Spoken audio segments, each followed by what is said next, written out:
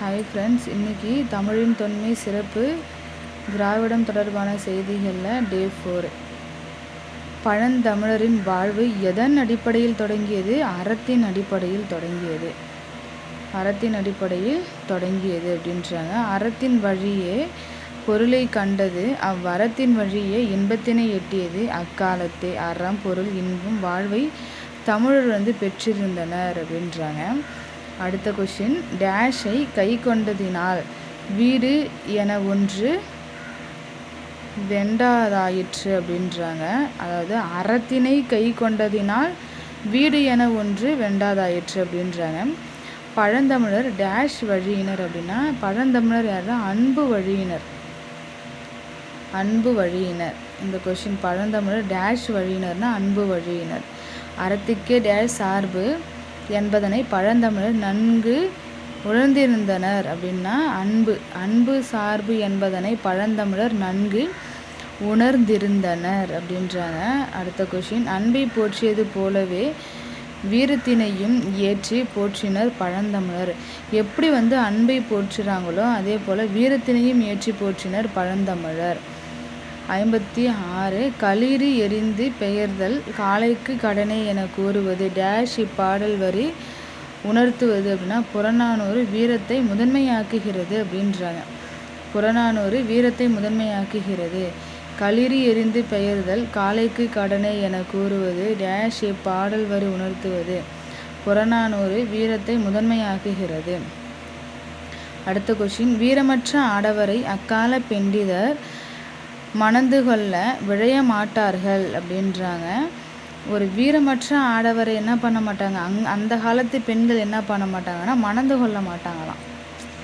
58, பெண்களின் பெருவிருத்தினை பற்றி பாடியவர் யாருன்னா, ஓக்கூர் மாசாத்தியார். அதாவது பெண் புலவர் அவர், ஓக்கூர் மாசாத்தியார். பெண்களின் பெரு விரதத்தினை பற்றி பாடியவர் யார்? ஓக்கூர் மாசாத்தினார். முதல் நாள் போரில் தந்தையை பறிகொடுத்தாள். 2ஆம் நாள் போரில் கணவனை இழந்தாள். 3ஆம் நாள் போரில் மரக்குடியில் பிறந்த மாண்புடைய அப்பெண் பால்மண மாறா சிறு மகனை போருக்கு அனுப்பினாள். இதை கூறியவர் யாருன்னா, ஓக்கூர் மாசாத்தியார். முதல் நாளில் தந்தை, 2ஆம் நாளில் கணவன், 3ஆம் நாளில் மரக்குடியில் பிறந்த அந்த மாண்புடைய அப்பெண் பால்மணம் மாற அந்த சிறு மகனை என்ன பண்ணாங்கன்னா போருக்கு அனுப்பினார். இதை யார் கூறினாங்கன்னா, ஓக்கூர் மாசாத்தியார். திராவிட மொழி குடும்பத்தை பற்றி பார்க்கலாம். அதில் ஃபஸ்ட்டு கொஷின் தமக்கு தோன்றிய கருத்துக்களை பிறருக்கு உணர்த்த மனிதர் கண்டுபிடித்த கருவி தான் என்னன்னு சொல்கிறாங்க, மொழி. எனக்கு தெரிஞ்ச விஷயத்த நான் இன்னொருத்தவங்கள்ட்ட சொல்லணுன்னா நான் அதை பேச தான் முடியும், அதுதான் மொழி. முதலில் தமது எண்ணங்களை டேஷ் மற்றும் டேஷ் முதலியவற்றின் மூலமாக பிறருக்கு தெரிவிக்க முயன்றனர். மெய்ப்பாடுகள், சைகைகள், ஒலிகள், ஓவியங்கள் மூலமாக என்ன பண்ணுறாங்க, நமக்கு தெரிஞ்ச ஒன்றை இன்னொருத்தவங்க தெரியப்படுத்தினாங்க. ஆனால் அதுக்கப்புறம் மொழி வந்துருச்சு. 3வது கொஷின், இவற்றின் மூலம் டேஷை மட்டுமே உணர்த்த முடிகிறது. பருப்பொருள்கள், இந்த மெய்ப்பாடுகள், சைகைகள், ஒலிகள், ஓவியங்களை இதை வச்சு எதை உணர்த்த முடிஞ்சது? பருப்பொருள்களை மட்டும் உணர்த்த முடிஞ்சது. இதன் மூலம் டேஷை உணர்த்த முடியவில்லை, நுண்பொருளை உணர்த்த முடியவில்லை அப்படின்றாங்க. பருப்பொருள்களை உணர்த்த முடிஞ்சது, நுண்பொருள்களை என்ன பண்ணுது? உயர்த்த முடியவில்லை, அவங்களுக்கு உணர்த்த முடியவில்லை அப்படின்றாங்க. அதனால் சைகையோடு சேர்ந்து பொருள் உணர்த்திய ஒலி காலப்போக்கில் தனியாக பொருள் உணர்த்தும் வளமை பெற்று மொழியாக வளர்ந்தது அப்படின்றாங்க. மனித இனம் வாழ்ந்த இட அமைப்பும் இயற்கை அமைப்பும் வேறுபட்ட ஒலிப்பு முயற்சிகளை உருவாக்க தூண்டின. இதனால் பல மொழிகள் அப்போ உருவாகின. பருப்பொருள்கள், இந்த சைகைகள் மூலமாக பருப்பொருட்களை உணர்த்த முடிந்தது. ஆனால் நுண்பொருளை உணர்த்த முடியவில்லை அப்படின்றாங்க. அதுக்கப்புறம் நம்மளுடைய மொழி வந்தது. உலகத்திலுள்ள மொழிகளெல்லாம் அவற்றின் டேஷ் மற்றும் டேஷ் ஆகியவற்றின் அடிப்படையில் பல மொழி குடும்பங்களாக பிரிக்கப்பட்டுள்ளன. பிறப்பு, தொடர்பு, அமைப்பு, உறவு ஆகியவற்றின் அடிப்படையில் தான் பல மொழி குடும்பங்களாக பிரிக்கப்பட்டுள்ளன அப்படின்றாங்க. பிறப்பு, தொடர்பு, அமைப்பு, உறவு. இந்தியாவில் பேசப்படும் மொழிகளுடைய எண்ணிக்கை 1300 மேற்பட்டது. 1300க்கும் மேற்பட்டது. இந்தியாவில் பேசப்படும் மொழிகளின் எண்ணிக்கை எவ்வளோ? 1000க்கும் மேற்பட்டது.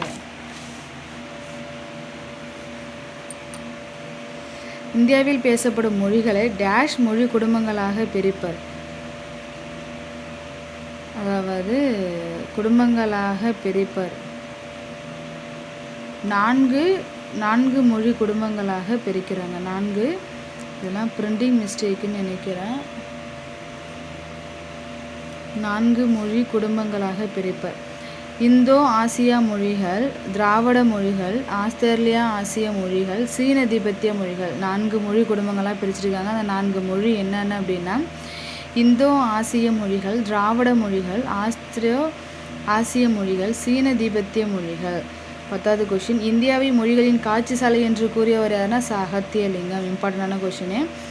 இந்தியாவை மொழிகளின் காட்சி சாலை அகத்தியலிங்கம். இந்தியாவில் பல கிளை மொழிகள் பேசப்படுவதால் மொழிகளின் காட்சி சாலை அப்படின்னு சொல்கிறாங்க. 16வது கொஷின், உலகின் குறிப்பிடத்தக்க பழமையான நாகரிகங்களுள் இந்திய நாகரிகமும் ஒன்று. இதை உறுதிப்படுத்தியது எதுனா மொஹஞ்சதாரோ ஹரப்பா அகழாழ்வு. உலகின் குறிப்பிடத்தக்க பழமையான நாகரிகங்களுள் இந்திய நாகரிகமும் ஒன்று. இதை உறுதிப்படுத்தியதுன்னா மொஹஞ்சதாரோ ஹரப்பா அகழாழ்வு. 12வது கொஷின், மொஹஞ்சதாரோ ஹரப்பா நாகரிகத்தை டேஷ் என்று அறிஞர்கள் கருதுகின்றனர். திராவிட நாகரிகம் என்று அறிஞர்கள் கருதுகின்றனர். திராவிடர் பேசிய மொழி டேஷ் எனப்படும். திராவிட மொழி எனப்படும். திராவிடம் என்னும் சொல் முதலில் யாருன்னா குமரிலப்பட்டர். பயன்படுத்தியவர் யார்? குமரிலப்பட்டர். இதுவும் இம்பார்ட்டண்டான கொஷினு. 15 டேஷ் என்னும் சொல்லில் இருந்து திராவிடம் என்னும் சொல் பிறந்தது. ஆராய்ச்சியாளர்கள் கருதுகின்றனர். தமிழ் என்னும் சொல்லில் இருந்து தான் திராவிடம் என்னும் சொல் பிறந்தது அப்படின்றாங்க. அது எப்படி பிறந்ததுன்னு பார்க்கலாமா? தமிழ் என்னும் சொல் திராவிடம் என்னும் சொல்லில் தான் பிறந்தது அப்படின்றாங்க. திராவிடர் பேசிய மொழி திராவிட மொழி. திராவிடம் என்னும் சொல் முதல் பயன்படுத்தியவர் குமரிலப்பட்டர். இந்தியாவை மொழிகளின் காட்சி சாலைன்னு சொன்னது யாருன்னா அகத்தியலிங்கம். ஓகே, தமிழ்லேருந்து தமிழா, ட்ரமிழா, திராவிடா என்று கூறியவர் யாருன்னா ஹீராஸ் பாரதியார். இதுவும் இம்பார்ட்டன்ட். ஹீராஸ் பாரதியார். தமிழ்லேருந்து தான் தமிழாலேருந்து தமிழா, அதுக்கப்புறம் ட்ரமிழா, அப்புறம் ட்ரமிழா, திராவிடா என்று கூறியவர் ஹீராஸ் பாரதியார். தமிழ், கன்னடம், தெலுங்கு ஆகிய மொழிகள் டேஷ் மொழியிலிருந்து உருவானவை என்ற கருத்து அறிஞர் பலரிடையே நிலவி வந்ததுன்னா சமஸ்கிருத மொழியிலிருந்து தான். தமிழ், கன்னடம், தெலுங்கு ஆகிய மொழிகள் சமஸ்கிருத மொழியிலிருந்து தான் உருவானது அப்படின்றாங்க. எங்கேருந்து உருவாச்சு? சமஸ்கிருத மொழியிலிருந்து. 18 இம்மொழிகளில் வடமொழி சொற்கள் மிகுந்து காணப்பட்டதால் 18ஆம் நூற்றாண்டின் தொடக்கம் வரை இந்திய மொழிகள் அனைத்திற்கும் வடமொழியே மூலம் எனவும் அதிலிருந்தே மற்ற மொழிகள் தோன்றி வளர்ந்தன எனவும் அறிஞர்கள் கருதினர் அப்படின்றாங்க. 19 வடமொழியை ஆராய்ந்து மற்ற ஐரோப்பிய மொழிகளோடு வடமொழி தொடர்புடையது என முதலில் கூறியவர் யாருன்னா அறிஞர் வில்லியம் ஜோன்ஸ். வடமொழியை ஆராய்ந்து மற்ற ஐரோப்பிய மொழிகளோடு வடமொழி தொடர்புடையது என முதலில் கூறியவர் யாருன்னா அறிஞர் வில்லியம் ஜோன்ஸ். இவரை தொடர்ந்து 1816 மொழிகள் சார்ந்த ஆய்வுகளை செய்த பேராசிரியர்கள் டேஷ் பாப் ராஸ் கிரீம். பேராசிரியர்கள் யார்? 1816 மொழிகள் சார்ந்த ஆய்வுகளை செய்த பேராசிரியர்கள் யார்? பாப் ராஸ் கிரீம். பேராசிரியருக்கு நேம் பற்றியா? பாப் ராஸ் கிரீம். 21 தமிழ், தெலுங்கு, கன்னடம், மலையாளம் போன்ற மொழிகளை ஒப்புமைப்படுத்தி ஆய்ந்து இவை தனியொரு மொழி குடும்பத்தைச் சேர்ந்தவை என்ற கருத்தை முதலில் முன்வைத்தவர் யார் அப்படின்னா பிரான்சிஸ் எலிஸ். இந்த கொஸ்டினும் கேட்பாங்க. Francis Ellis. தமிழ், தெலுங்கு, கன்னடம், மலையாளம் போன்ற மொழிகளை ஒப்புமைப்படுத்தி ஆய்ந்து இவை தனியொரு மொழி குடும்பத்தைச் சேர்ந்தவை என்ற கருத்தை முதலில் முன்வைத்தவர் யாருன்னா பிரான்சிஸ் எலிஸ். தமிழ், தெலுங்கு, கன்னடம், மலையாளம் போன்ற மொழிகளை ஒரே இனமாக கருதி தென்னிந்திய மொழிகள் என பெயரிட்டவர் யாருன்னா பிரான்சிஸ் எலிஸ். தென்னிந்திய மொழிகள் என பெயரிட்டவரும் பிரான்சிஸ் எல்லிஸ் தான். முதலில் முன்வைத்தவர் யாருன்னா பிரான்சிஸ் எல்லிஸ்.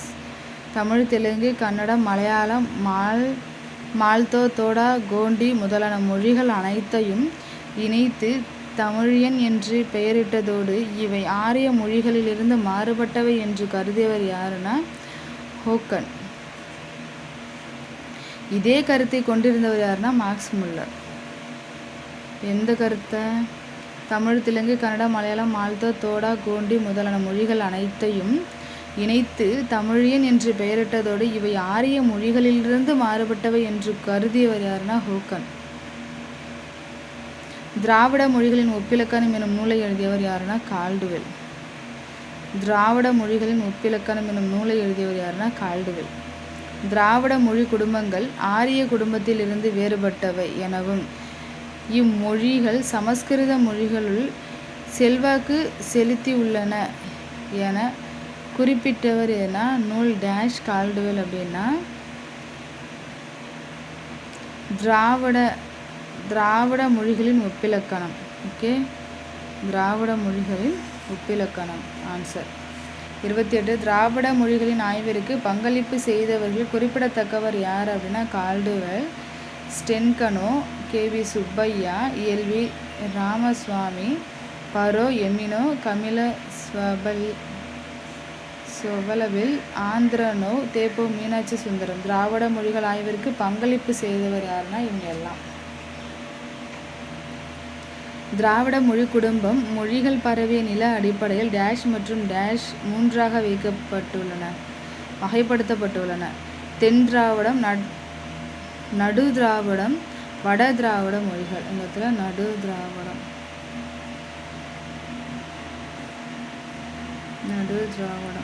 தென் திராவிட மொழிகள், நடு திராவிட மொழிகள், வட திராவிட மொழிகள். தென் திராவிடம் தமிழ், மலையாளம், கன்னடம், குடகு, துளு, கோத்தா, தோடா, கொரகா, இருளா. நடு திராவிடம் தெலுங்கு, கூயி, கூவி, கோண்டா, கோலாமி, நாய்க்கி, பெங்கோ, மண்டா, பர்ஜி, கதபா, கோண்டி, கோயா. வட திராவிடம் குரூக், மால்தோ, பிராஹோயி.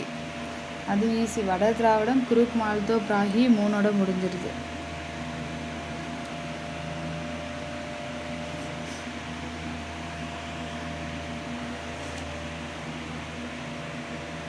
வட திராவிட மொழிகள் குரூக், மால்தோ, பிராஹோயி.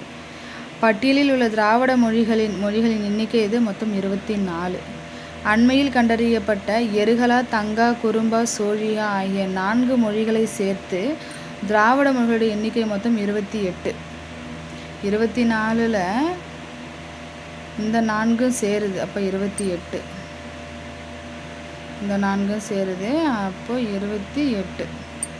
பல மொழிகளில் உங்களது பெயரை எழுத பயன்படுத்துவது. சொற்களின் இன்றியமையா பகுதி எதுனா வேறு சொல்லும் அடிச்சொல்லும். வேறுச்சொல், அடிச்சொல், வேறுச்சொல், அடிச்சொல்.